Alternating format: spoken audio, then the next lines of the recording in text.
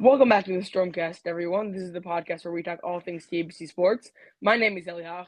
I'm here with our current athletic director, Oren Glickman. Oren, how are you doing today? I think we're just a tournament school. that that's our mantra now. It seems we're a tournament school. We don't care about our regular seasons. Just full speed ahead whenever we're invited to tournaments in respective sports. So I encourage all of our sports teams to to look up more information on if their respective sports have Jewish schools around the country that offer tournaments, so we can participate in those and win. Hey, don't say that because Joseph Goldberg is now going to ask you for a tournament. True. Okay, but if you don't know what happened this past week, TABC won SARACHEK. TABC won the Beitler tournament. SARACHEK's the bigger one. And before we start talking about Sarachek and Beitler and all the incredible all the incredible games that happened over the past few weeks, we have an interview finally with our star Sarachek MVP first, and led us to our first Sarachek championship and our first championship appearance, Yeshiva League championship appearance of all time, and with Eyal Kinderlehrer, and we'll cut there now. We are here with a very special guest, the MVP of Tier 1 Sarachek. We're here with Eyal Kinderlehrer. Thank you so much for joining, Eyal. So we're just going to ask you a few questions. So one, just a general question. How do you think winning JV as a sophomore really helped you out or affected your guys' chances as seniors and helped you out? I think that when we won JV, I think we realized some of the reasons that we won. And I think some of the reasons that we won, we were a really talented team, but more than that, we also played, together. We weren't like stingy with the ball. We weren't selfish. We meshed together very well, and like it felt good. Playing together just like felt good. So I think that that's something that definitely translated into this year. This year it was a little bit different of a team, but the core was still the same core, and I think we play well together. We're talented players, and also we have good chemistry, and I think that's something that really helped us.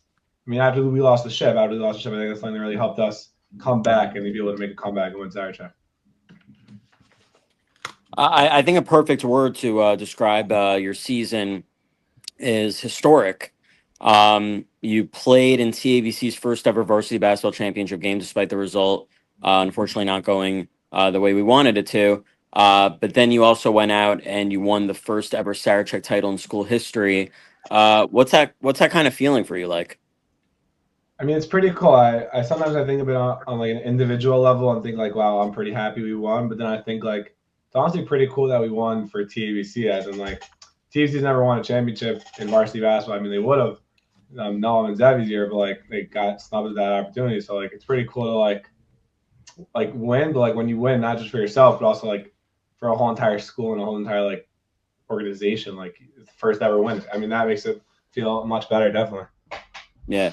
And it's definitely it's got to be a test of mental toughness to have a loss like that and then go out into the national scene where you have to beat teams in consecutive days. SAR, Eula, Magan. How how'd you guys keep the eye on the ball and put all those past emotions of the championship game aside to go out there and win a national championship? I mean, yeah, if you were to have walked into our locker room probably right before every single probably SAR, Eula, Mag, and David, it was like silent. Like everyone was like so locked in for these games because like it's all we have left, and also because like we wanted to prove ourselves a little bit. I mean, it was hard after we lost the ship because like it's hard to go out with a loss, and we were very frustrated because we know we could win. So I think we took those emotions and like the fact that we also knew we could win. We know we could win a ship. We're a good enough team too. So I think before every single game, we like really just like focus a lot. We played to the best of our abilities, and like I think when we played to the best of our abilities, we were the best team. We could beat anyone. So I think that we really just during Sarachek, we just locked in for every single game and played as a team and be able to win. Yeah. So just a question. I mean, this team, the Sarachek field was loaded, probably one of the most talented fields in a while. And it was a difficult path, as I mentioned on the last podcast, and everyone knew it was a difficult path. Obviously, you guys had some sort of belief that you guys had were able to win, but at what point did you really realize you're like, oh shoot, we can win this thing? Like, what point did you realize the team was clicking well? It really kicked in after Eula. I think before the Eula game, it was kind of like this is gonna be the toughest game if we don't win. Like this is the game. Like that Eula was the game, and after we beat Eula, we were like it kind of set in like we can actually win SARACHEK. Like that's like not like a foreign reality. Like it's pretty real. So like I think right after the Eula game, I was like it was kind of like a reality shock, right? Like I had a mood. I thought we would win, but like at the same time, like it's hard to win SARACHEK. It's pretty. It's not an easy thing. So I think right after the Yule game, after that was probably the toughest game, I was like, wow, like Magan's not as strong of a team as Yule. They're still very good, but if we can beat Yule, we can beat anyone. And I think that was where I really thought we could win. Yeah. I think it's sad. Your career is has come to an end, unfortunately. But you really put TABC basketball on the national map. And now that it's all over, how do you feel about? Are you optimistic about the future still of TABC basketball? Do you feel like you're leaving the program in good hands? I'm pretty optimistic. I try to be optimistic. I think that next year, I think we have a lot of really good players. I also think that leaving the team off with a win of SARACHEK win is it's really good for the players to come up next year because I think that first of all, I think they're going to be they'll play with like happiness. I think it's a big thing to play with happiness, not play like with all this like not being a pessimist. You have to play and be like feel good about it, have fun. And I think we not like a testimony to our whole entire team. We this year we played, we had fun together, we had a good team together, and I think giving that over to the juniors and then the next year, I think is a really big thing. And I think that especially we still have Coach Oz next year, which is big. And I think that we have a lot of really good players for next year. And just in general, I think leaving off the organization and the program with a win is definitely very good for TBC. And I think that will help them to go farther next year also and have high expectations. Yeah, you talked a little bit about the raw deal that your brother and Zevi and others got with the COVID years. But it's not just limited to the players. Coach Oz as well got the raw end of that deal, but now he got that real prestigious first varsity trophy. How happy do you think he is about the recent accomplishment for the team? I think Oz is just like he's not the type to be like go crazy about it, but like he's just pure happiness, like he just like smile, like because I think that it was hard for him to like especially when you have a player like Zevi to like not really get any not get any trophies or any and to win anything with such a good team. But I think that coming back the next 4 years later for us to win, he was like a sigh of relief, like we're still a good team even if we don't have Zevi. We're still like one of the best in the league, and we still going. I mean it's good for every coach, not just Coach Oz, to have something on their belt with every team they coach. So I think he's definitely happy, and yeah. Oren, do you want to ask some more basketball questions, or do you want to move on to Eyal's second sport? I guess my final question would be, unless you have any final questions, Hach, I guess it would be, yeah, I guess what are you going to miss the most about this? What are you the most proud of in terms of all your accomplishments in TABC basketball? Any specific shout outs you want to give out to certain people?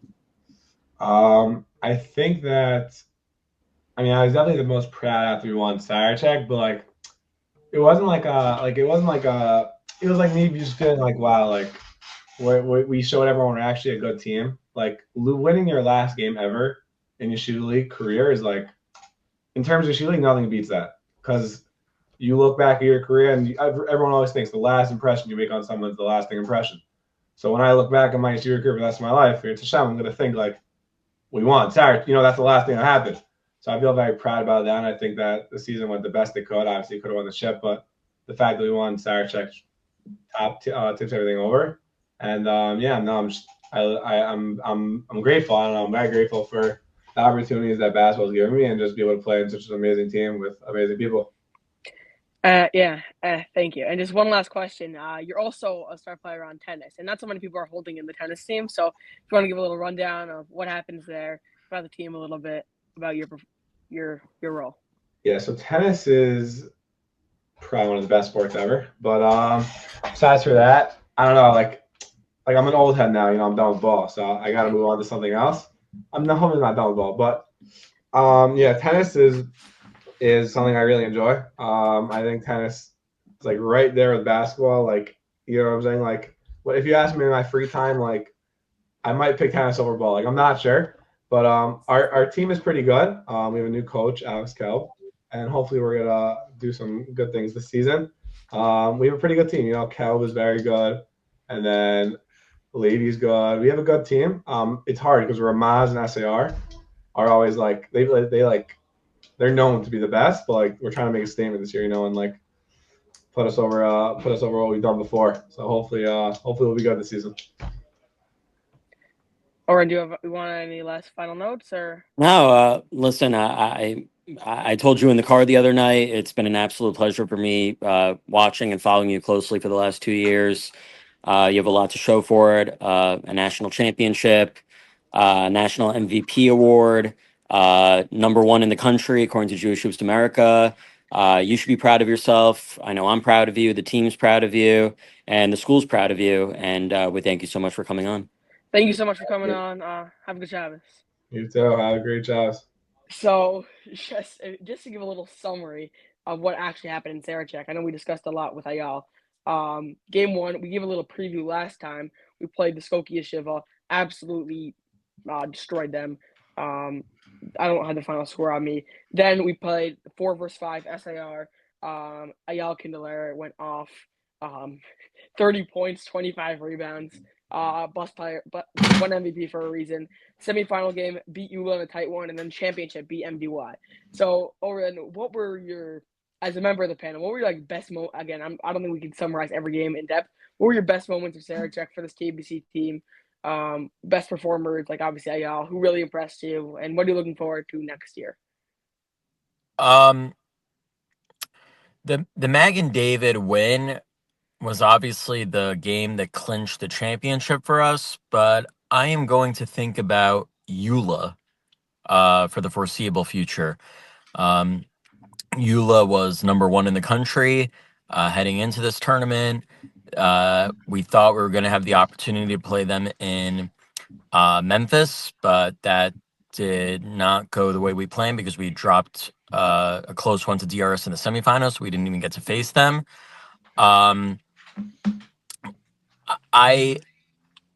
For this team to just pick themselves up after the disappointing championship loss that they had, Skokie was an easy win, but then to beat SAR, Eula, and Mag and David in a span of, what was it? It was 3 games in a span of 4 days. I think so. Yeah, just Moche Shabbos was their one game off. Right, Yeah. right. Listen, it's a phenomenal accomplishment. We always thought, I think the three of us, we were always thinking to ourselves, when are we going to get the big TABC sports moment? Well, we just experienced it. It doesn't get any bigger than SARACHEK. It's a national title, something that these guys will remember for the rest of their lives, making TABC history, no less.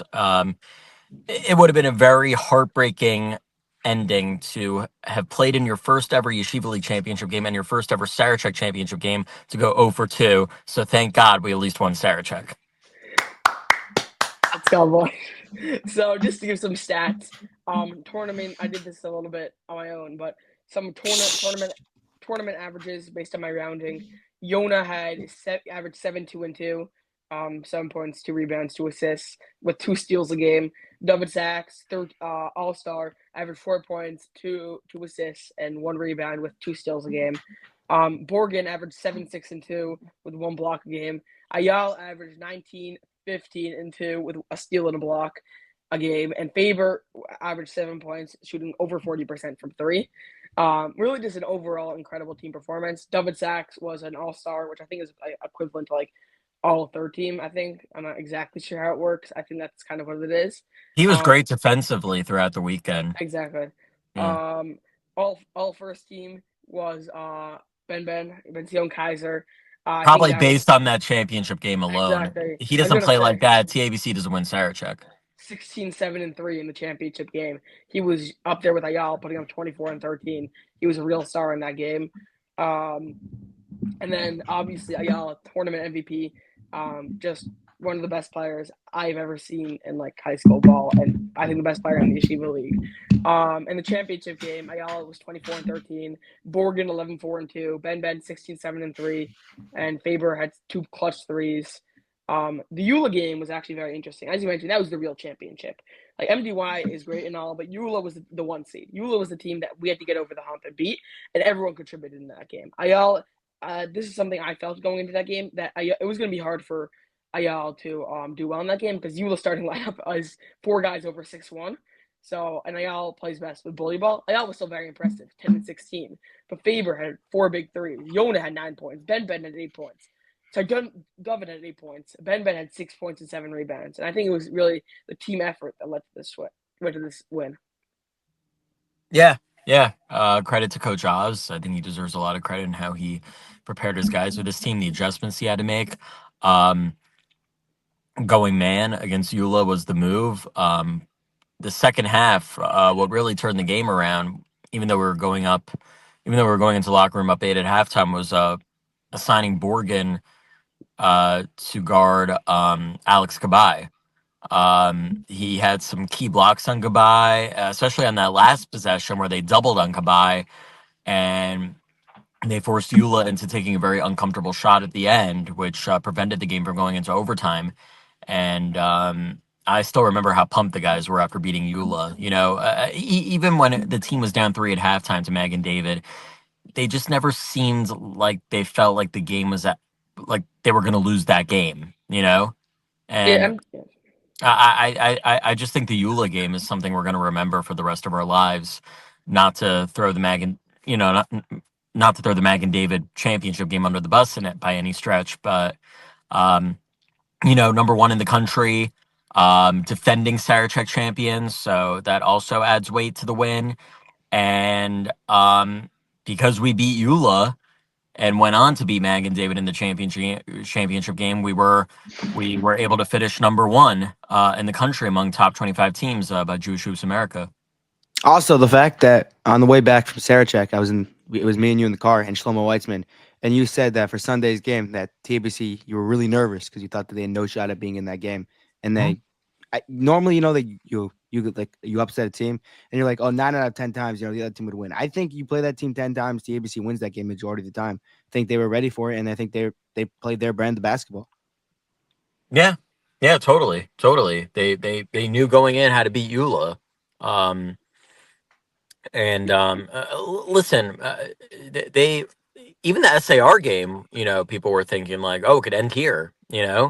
I just think it goes back to the mental toughness of this team to beat teams like Eula, Mag and David, and SAR 3 games in a span of 4 days. It's just a very impressive accomplishment. They have plenty to be proud of.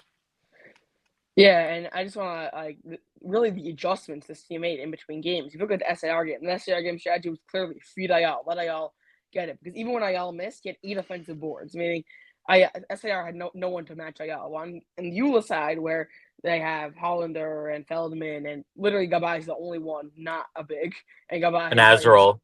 Azrael, of course. It was clear that although Eyal was obviously the main component, they really went to 3-point shooters, went to a little more nimble. Faber had 4 very good looks and hit 4 of them. Yona bet David again. I think the game planning was really incredible. Yeah. Shout out to all those. Faber's shooting performance was great against Eula. Also, let's talk about the fact that this team normally went with a 6-man rotation throughout the entire playoffs, and then for Sarachek, they changed it up a little bit. You saw Sammy Levine get off the bench a little bit more, Avram Shur, Shlomo Wenger. Guys came up. This is March, and guys came up and to contribute in big time moments. Yeah, massive shout out to Shlomo Wenger, who was not expecting to come in, but Eyal got in foul trouble. I mean, I don't know him, but I mean, I don't think that was the general expectation that he was going to be playing against Eula or MDY in the championship game. But both games, Eyal got in foul trouble early. Shlomo comes in, plays incredible defense, and despite his despite the fact that he's not so tall, he plays with heart and he gets a lot of rebounds. So really just an incredible performance all around. Any final notes you want to know from Sarachek, Oren? All I'm going to say is national champions. National champions. It's a great feeling. There's not much more you can say, and DRS got first rounded. So I feel like we come off a little bit of a high note, which I think is awesome. Moving on to the other tournament we won. a tournament we never really got to preview because we recorded the last episode far in advance. We didn't really know much about it. Is the Beitler tournament at Hafter, a gym which we thought we were cursed at because we were losing every game there. Yeah. So we thought we were cursed at Hafter, considering we lost the JV championship there, game one of the year there. We lost against Hafter last year in JV hockey also. We just could not get a win at the Scotch. Yeah, but keep in mind this was a varsity team with all seniors and only 2 juniors, so none of them had any bad memories playing in Saturn Arena. Exactly. So a lot of the team did not show up. You can't blame them. They did not. But this team went through a lot of adversity in not the playing games, the round robin games, the pool play games, whatever you want to call them, and then really breezed through the playoffs. And Oren, if you want to tell us a little bit about the tournament, Noak and I were not able to be there. I think you were there for most of the game. So if you want to tell us I about was that. there for 2 games. I was there for round robin play against Frisch, and because we played so well in round robin play, we got a bye and didn't have to play Saturday night. So I got there just in time for the championship game today against SAR. Listen, at the end of the day, the league is what you want to win. It's hard to stay motivated to play in a tournament like this when it's a good month after the season's over. But credit to the guys, they want to end their careers on a high note. They didn't want that Hank loss to be their last memory of playing Yeshiva League hockey at TABC, and they locked in. And it ends on a happier note for them. Obviously, what's different than Sarachek is there's no national component to this tournament, and also this was a tournament where your 2 finalists, DRS and Hank, decided not to participate, or maybe they weren't invited. I don't know. So, yeah, it's not what we set out to do, but guys ending out on top, that's a good way to look at it. Aiden Rousman got MVP, Kaiser and Forgash were all stars, and SAR didn't even really give us much of a championship game. We cruised pretty easily. As opposed to our playing game against them, round robin play, where we had a Right. bunch of scares there. We almost lost to Kushner. We almost lost to SAR, but also a lot of people were in Israel for the Jerusalem Marathon, I believe. Right. Aria Simon only got back today to play. Yeah, exactly. So we were missing a lot of players. Very, very weird parts to that tournament that happened for TABC. At one point on Thursday, we had 10 people. It was our bench looked very, very short. But we Jeff ultimately Fields won. and Shlomo Wenger were the only non-seniors who decided to play. And they both got playing time also, even though Everyone got playing time. Everyone got playing time. Exactly. So shout out to them. At least again, you go out on the season on a high note. The season was disappointing. The playoffs were disappointing, but at least you go out on a high note. And very similar, both varsity teams, both current seniors and freshmen will go out of their high school careers with a JV championship and a varsity tournament win. So very, very similar teams, but in very similar ways. Now we need the baseball team to win Columbus to keep the tournament school tagline going. And honestly, I would argue that although the chance isn't great, they may have a chance. But moving on to baseball. Baseball opened up their season. Noki, you are their manager. And they had a resounding win and a devastating loss. So back-to-back nights, they destroyed Hafter 17-2 or something like that. It was 15-2. It was 15-2, okay, yeah. I'm getting confused with our Hell game today. Or 17-0. But the next night, they go up 2-0 against MTA. Unfortunately, lose that game. Of course, controversial call at the end. We're not here to talk about that. We're here to talk about. It's too hard. I rewatch it. There's so many different angles. It's really hard to say if he was out or safe. He was safe. All right, there you have it. The question is, okay, he might have been out, but the way that the baseball team reacted to him being out, they acted like he was out by 6 feet.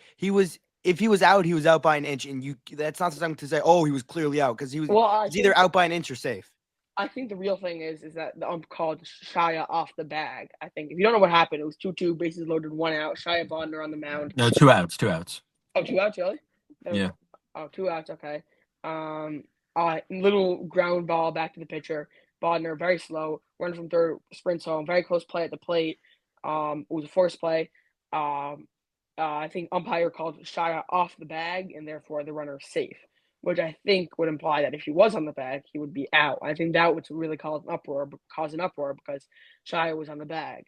Was it close play? Most definitely. I thought he was safe on just watching the play. I think the uproar was because of what the ump called, but of course, I think he could have easily been safe either way. So I don't think it's hard to harp on that point. Um, they're going to try to rebound Monday night versus JEC. If they play. Of course, and if Oren and if you want to talk about a little bit what went right against Hafter, and I guess a little bit we try not to focus that much on losses, but I guess what can be improved on from the MTA game. Yeah, I'll speak on the half. I'll speak on the half the game because I was the one there. Yeah, I mean, And Hafner doesn't surprise me all that much. We kind of destroyed them last year too. So yeah, I mean, they went into the half game thinking that they were going to kill him, and they did kill them. Shout out to D. Vrimberg, who started. I think he went 3 innings and gave 2 runs. And Benji Guy came in the last 3 innings, or last 2 innings, because they mercied them. And, I mean, Hafter is not really that good of a team. But in the dugout, everyone's saying, oh, Jacob Steinmetz once pitched here. Oh, everyone got to remember, Jacob Steinmetz once pitched here. So, I mean, like, that kind of was, like, cool for them. Okay, whatever. I don't know where that came from, but yeah, I mean, yeah, I think everyone's upset about the MTA loss because we are a much better team than MTA from everything I understand. But I think we're heavily favored against JEC. So assuming that game goes on, if we can beat JEC, it will be good going into Pesach break at 2-1. Yeah, and just I know we haven't recapped or talked anything about soccer's yet, but last 2 games before Pesach are tomorrow night at JEC baseball and Frisch, I believe versus Frisch, right? Varsity soccer will be playing Frisch. JV Yeah, got moved due to the pre-Pesach night of learning. yeah. That was I whatever. That was supposed to be a doubleheader, but whatever. This will be again. I guess you want to talk a little bit about that, but first we'll talk about the soccer teams in general, how they've been doing. So, Oren, if you want to talk about, you're the coach of JV Soccer. You want to talk about a little bit what's happened and what to expect in the future. Yeah, proud of my team for bouncing back against Ramaz and getting the mercy. We proved that we're comfortable playing our own game when we're home, and we have to adapt to playing on the road, which we haven't been able to do yet. Our first game got moved to after Pesach, so it's nice to go into the break on a winning note and on a note where we mercy the other team. But our first game back from the break will be at SAR playing in a hockey rink, so we'll have to be prepared to play in unfamiliar surroundings and not lose this time. We got to try to go 500 on the road and win all our home games to get a favorable seed for the playoffs. Yeah, so it's gonna be tough for this team to even. I mean, listen, I believe in this team. You do also. You're the coach, but they have a tough draw. 3 of their last 4 games are gonna be SAR and Frisch. Yeah. Kushner is very beatable, but SAR and Frisch are arguably best 2 teams in the league. SAR is 5-0, and they've beaten. They beat the only team. I mean, the only team that was competitive to them were Frisch and DRS, which are 2 of the other best teams. So it's gonna be a very tough schedule. And by the way, Yeah. Varsity soccer have a home game tomorrow night where they're going to go in as big underdogs too. So we'll see how that turns out. The rest of our sports teams in the spring, volleyball got a big win against Rambam last week to keep their playoff hopes alive. Went to 5 sets and they won the last set 21-19, which was clutch, and they played that game without Sittner. Because volleyball had back-to-back games. It was a really rough stretch. I mean, it's not rough. I mean, it was a very hard stretch, especially without Sittner, one of the best players. And yeah, so by the way, varsity hockey's 2-1. Varsity soccer is 2-1 in the year. Just wanted to mention that. Yeah. And volleyball, how many spots are in the playoffs? It's something that always. I think top 6 make it, so it's good. Rambam finished the season 4-4, so it's good that they'll have that tiebreaker.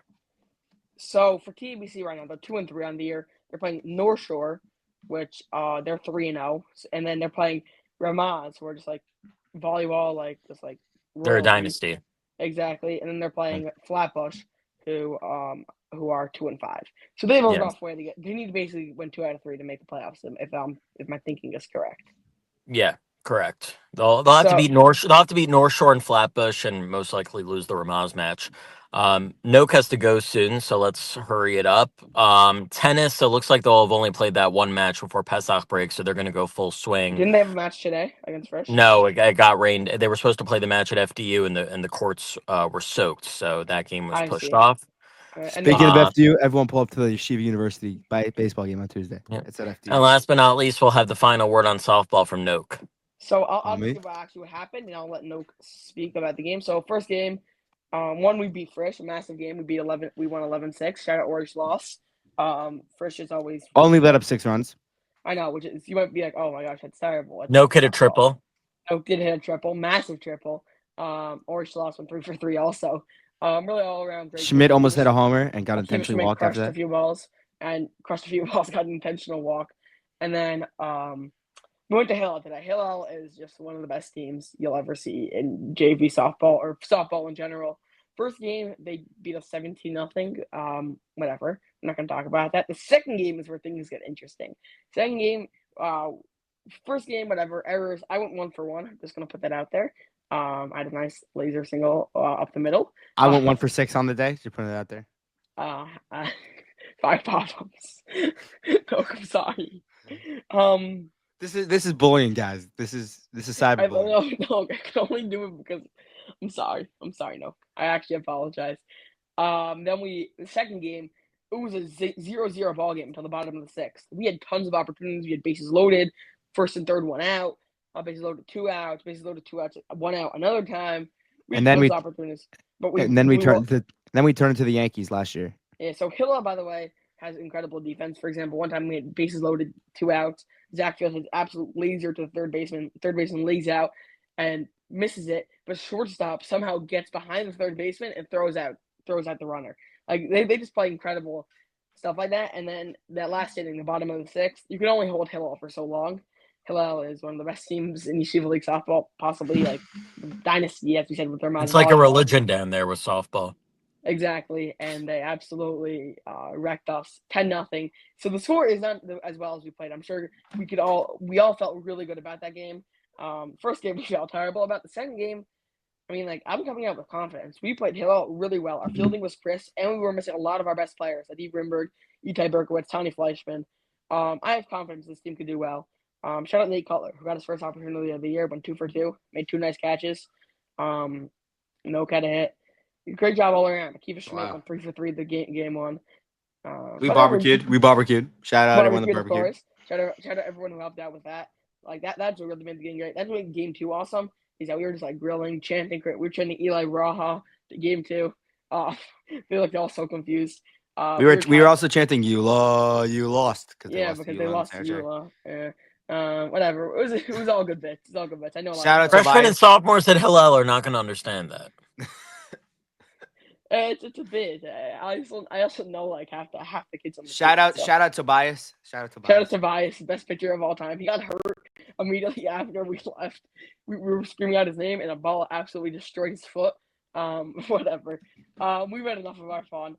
All right, I gotta go. So thank you all so much for listening. Thanks so much for watching.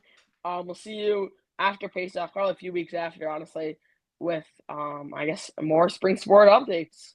Let's win Columbus, I guess. Tournament school. And a softball school.